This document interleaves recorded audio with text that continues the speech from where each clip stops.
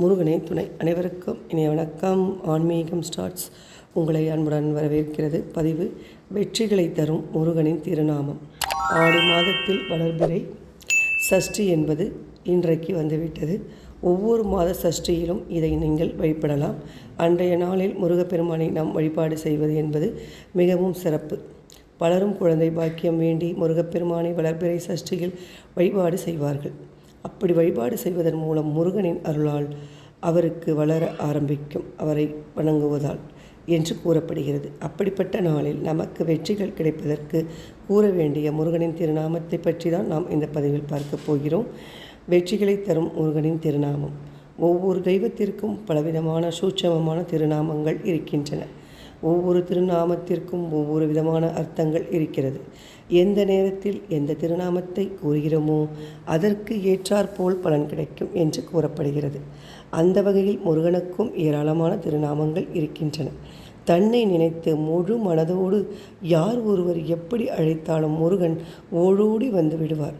இருப்பினும் அவருடைய திருநாமங்களை கூறி நாம் அவரை வழிபாடு செய்யும் பொழுது அவர் மனம் மகிழ்ந்து நாம் கேட்ட அனைத்தையும் தருவார்.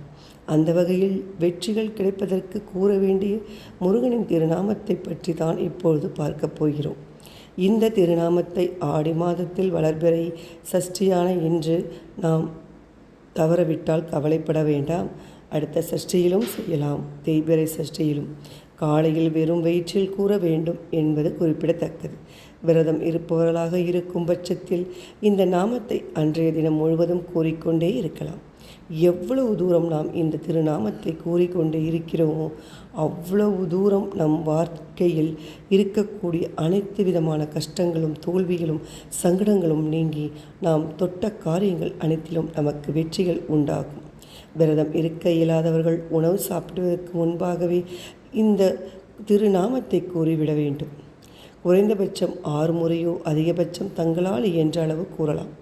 சுத்தமாக இருப்பவர்கள் வீட்டு பூஜை அறையில் காலையிலே முருகப்பெருமானின் படத்தை சுத்தம் செய்து சந்தனம் குங்குமம் வைத்துவிட்டு முருகப்பெருமானுக்கு முன்பாக ஒரு தீபத்தை ஏற்றி வைத்து கொள்ளுங்கள். தரையில் ஒரு விரிப்பை விரித்து வடக்கு அல்லது கிழக்கு பார்த்தவாறு அமர்ந்து கொண்டு கையில் கற்கண்டு, துவரம்பருப்பு, பச்சை பயிறு, பச்சை அரிசி போன்ற ஏதாவது ஒரு பொருளை கையில் வைத்து கொண்டு இந்த மந்திரத்தை கூறுங்கள். வீட்டில் சுக்கு இருக்கும் பட்சத்தில் சுக்கை வைத்து கொண்டு கூட இந்த மந்திரத்தை கூறலாம். இந்த மந்திரத்தை கூறி முடித்த பிறகு தானியங்களும் கற்கண்டையும் வைத்திருப்பவர்கள் எறும்புகள் மற்றும் பறவைகள் இருக்கும் இடத்தில் போட்டுவிட வேண்டும். சுக்கை வைத்து மந்திரம் கூறியவர்கள் பணம் வைக்கும் இடத்தில் இந்த சுக்கை வைத்து கொள்ள வேண்டும். முருகனின் திருநாமம். வெற்றி வேலனுக்கு அரோகரா, வெற்றி வேலனுக்கு அரோகரா. இந்த பதிவுகளை உங்களுக்கு நான் டிஸ்கிரிப்ஷன் பாக்ஸில் தருகிறேன். விரதம் இருந்தாலும் இருக்காவிட்டாலும் முருகப்பெருமானை நினைத்து இந்த திருநாமத்தை முழு மனதோடு மனதார கூறியவர்களுக்கு முருகனின் அருளால் வெற்றிக்கு மேல் வெற்றி கிடைக்கும் என்ற தகவலை கூறி இந்த பதிவை நிறைவு செய்து கொள்வோம். நன்றி, வணக்கம்.